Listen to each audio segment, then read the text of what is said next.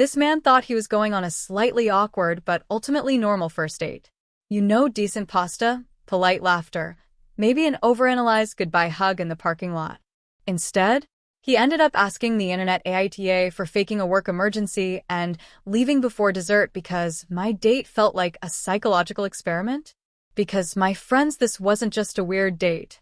This was the kind of date that makes you check your locks twice.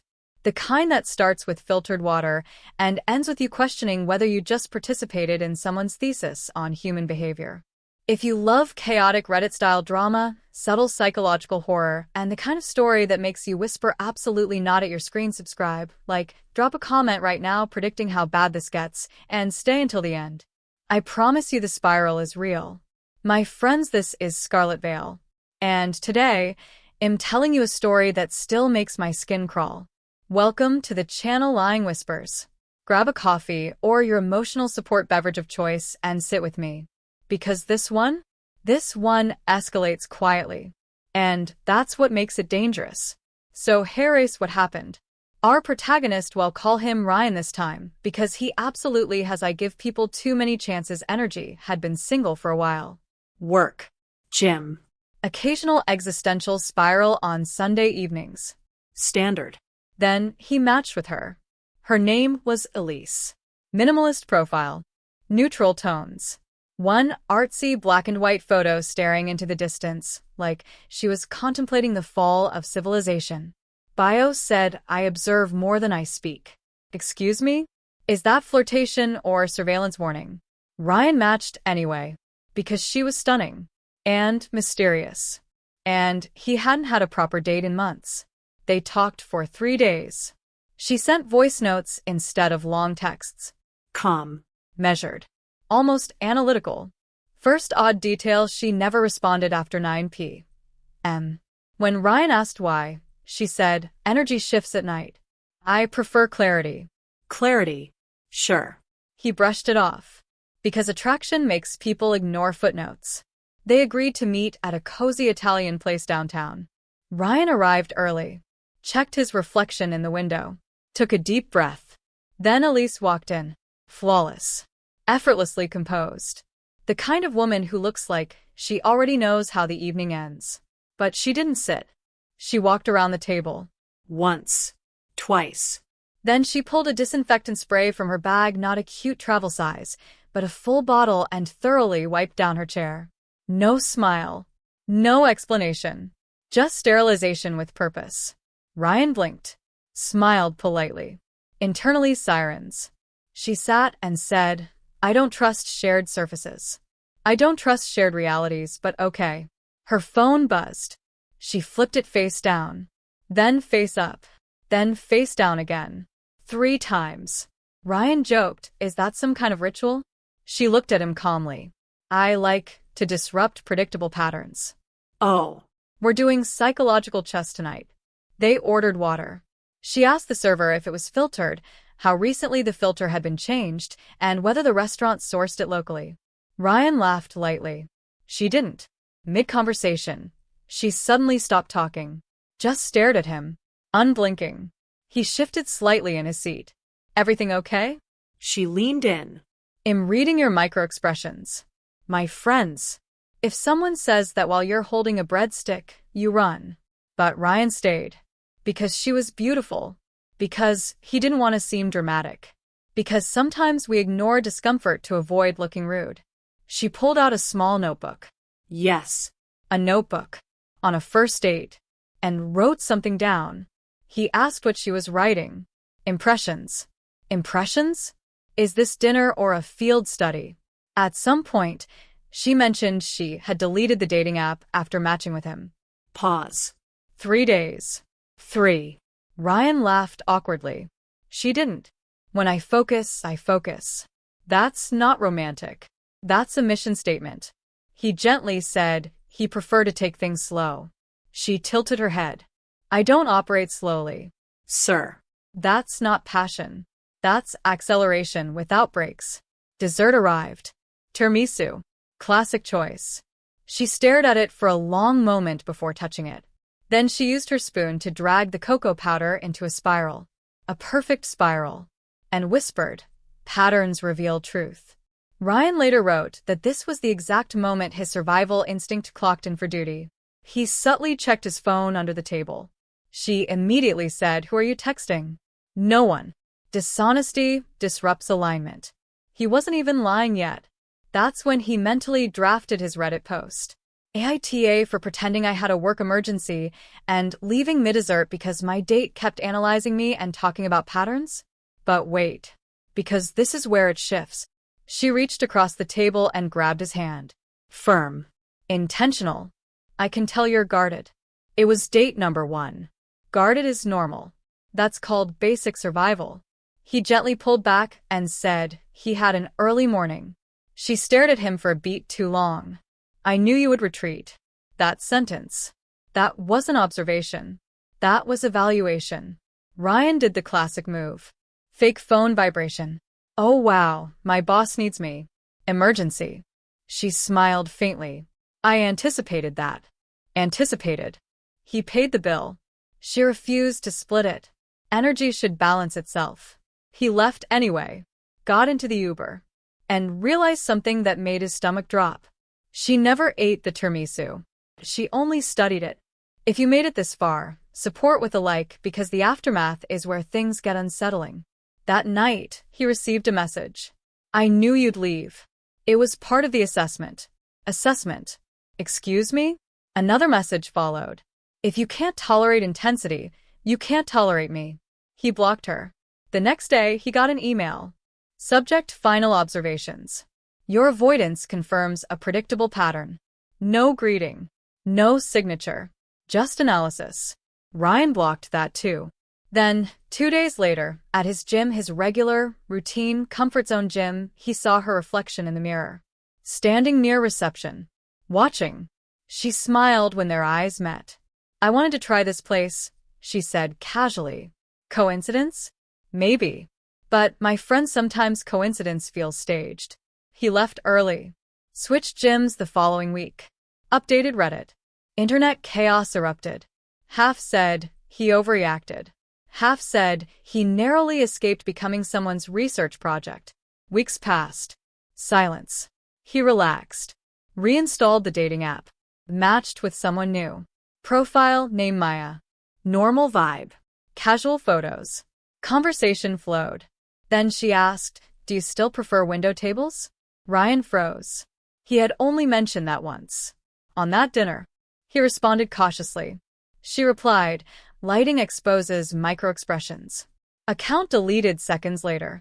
"My friends." No. Just no. Ryan shut down everything. New number. Closed accounts. Digital silence. Then one evening, he found an envelope under his apartment door. No return address. Inside, one sentence. "You adapt quickly." Interesting. That was it. No threats. No romance. Just evaluation. He reported it. Nothing actionable. No proof. Just unsettling ambiguity. And here's the part that matters. Months later, Ryan went on another date. Simple. Easy. Normal. She laughed. She ate dessert without analyzing its geometry. She didn't mention energy frequencies. And Ryan realized something powerful. Intensity is not depth. Mystery is not compatibility. And you are not the villain for leaving when your intuition whispers something's off. In his final Reddit update, he wrote, "I wasn't the asshole. I was the adult who chose discomfort over long-term chaos. So now I need to ask you, if someone pulled out a notebook on a first date, if they called your exit a test, if they seemed to anticipate your reactions like you were a puzzle, would you stay to prove you're brave? Or would you order the Uber before the tiramisu spiral?" Oh, you thought we were done? My friends, this is Scarlet Veil, and if there's one thing I've learned from the internet, it's this: when someone says interesting after analyzing your personality, you're not in a love story. You are in a case study. And Ryan? He was about to realize the spiral hadn't ended. It had just widened. After the envelope incident, Ryan did everything right. New number. New gym. New routines. No social media. He essentially ghosted the digital planet. And for a while it worked. No strange emails. No cryptic texts. No mysterious dating profiles quoting his dinner preferences. Life felt stable again, which is always when the plot thickens. 3 months later, Ryan attended a friend's birthday party at a rooftop bar. Crowded. Loud. Harmless. He almost didn't go. But growth, right? Exposure therapy for the emotionally haunted. He was mid-conversation, laughing at something stupid about fantasy football when he felt it. That sensation. Not fear. Awareness. Like being observed. He turned slightly. Across the rooftop, near the railing, stood a woman in a dark dress. Calm. Still. Watching the skyline.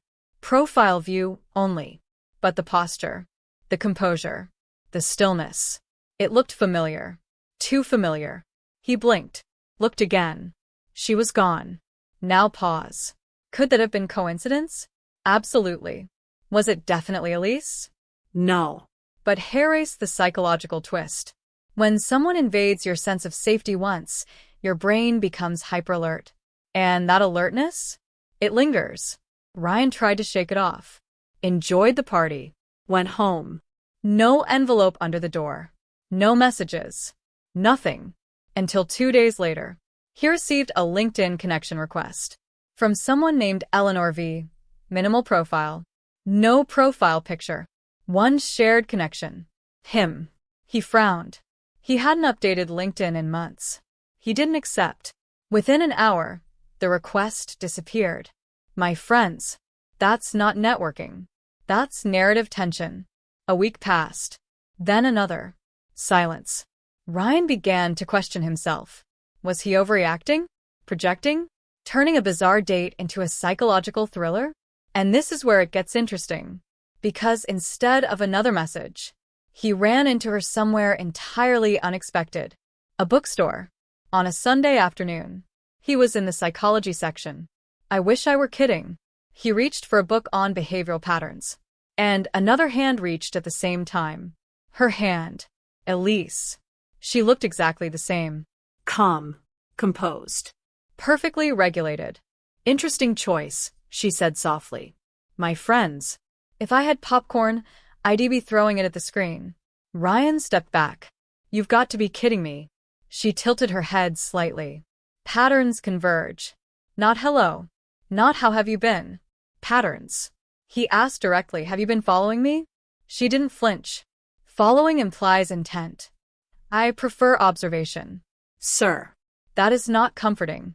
People nearby flipped pages, unaware they were background characters in what felt like an indie psychological film. Ryan took a steady breath. You showed up at my gym. You sent messages. The envelope. She interrupted gently. Correlation isn't causation. Oh. Now we're gaslighting with academic vocabulary. He felt anger rise, not fear this time. Anger. Because suddenly it clicked. This wasn't romance. It wasn't obsession in the traditional sense. It was control through ambiguity. She thrived in uncertainty, in making him question reality. He straightened. I'm not participating in this. For the first time, something shifted in her expression. Not dramatic. Just slight. You already are, she said. Then she picked up the book. Walked to the register. And left. No chase. No threat. Just unfinished energy. Ryan didn't go to the police this time. Because what would he say? She speaks in metaphors and shows up in public places? Technically, she hadn't done anything illegal. Just unsettling. So he did something smarter. He documented everything. Dates. Locations. Screenshots. Encounters. Not obsessively. Strategically. Because here's the difference between paranoia and preparedness. Paranoia reacts. Preparedness observes. Weeks passed. Nothing happened. Until one night, scrolling through Reddit, he saw something that made his stomach drop. A new post in a psychology-themed subreddit. Title: Studying Avoidant Behavioral Responses in Modern Dating Case Example. My friends. No. He clicked. The post described vaguely a man who fled a first date when confronted with intensity. Details were slightly altered. But the framework? Unmistakable. The spiral dessert. The micro-expression reading. The early retreat. The gym encounter. It was him. She hadn't been stalking for romance. She had been experimenting, testing, analyzing reactions to psychological pressure. And when he left, that became part of her data. He felt cold, not because she was obsessed, but because he had been reduced to material. Content. Case study. He didn't comment. He didn't message. He simply saved the post. And this is where the story truly shifts. Instead of shrinking back into silence, Ryan posted his own thread. Calm. Factual. Structured. Not emotional. Not dramatic. He described the events, the manipulative language, The tests. the ambiguity tactics, and he framed it clearly. Some people don't want connection. They want control disguised as depth. The thread went viral.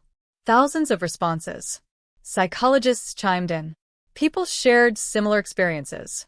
And Harris the twist she didn't anticipate. By stepping out of silence, he removed her power. Because ambiguity only works when the other person is confused. Clarity ruins the experiment. Within days, the psychology subreddit post disappeared. Account deleted. No more LinkedIn requests. No more bookstore encounters. Nothing. Did she move on to another study? Maybe. Did she retreat when exposure threatened her anonymity? Likely. But Harris what matters. Ryan didn't run anymore. He learned. He trusted that initial discomfort. And he stopped apologizing for leaving situations that felt wrong. Because sometimes the question isn't AITA. Sometimes the real question is, why was I willing to doubt myself in the first place? So, now I'm asking you, my friends, if someone intellectualizes your boundaries, if they call your instincts avoidance, if they turn your discomfort into data, would you stay to prove you're open-minded? Or would you close the book before you become a chapter? Tell me. Was Ryan dramatic? Or was he the only one who refused to be studied? Oh, my friends, you really think it's over just because the Reddit thread went viral and the mysterious psychology account vanished? This is Scarlet Veil, and I've read enough stories to know when someone builds their identity around control, they don't disappear. They recalibrate. So no, it didn't end there. For a while, though, it looked like it had. Ryan's post gained traction. Strangers validated him. A few licensed therapists even commented about covert dominance masked as intellectual intensity. He felt seen, understood, relieved. And relief is dangerous because it lowers your guard. 3 months passed with 0 incidents. No sightings. No fake profiles. No cryptic metaphors. Ryan cautiously stepped back into normal life. He joined a climbing gym. Started dating casually again. Even joked about the Spiral Girl with close friends. That nickname stuck. Spiral Girl. Because if you can reduce something unsettling into a punchline, it feels smaller. But control doesn't like being reduced. One evening, Ryan received a DM request on an old photography account he barely used. The profile had no photo, no followers. Username Pattern Observer. He didn't open it immediately.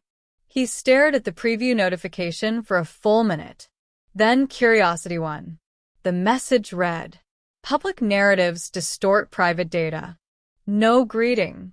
No name." Just that. Ryan didn't respond. Another message appeared. "You reframed the experiment." Experiment. There it was again. He finally typed back. One more message, and I'm filing a formal harassment complaint. 3 dots appeared instantly. Then stopped. Then disappeared. No reply. The account vanished within an hour. Now Harris where things get subtle. Nothing happened after that. Not immediately.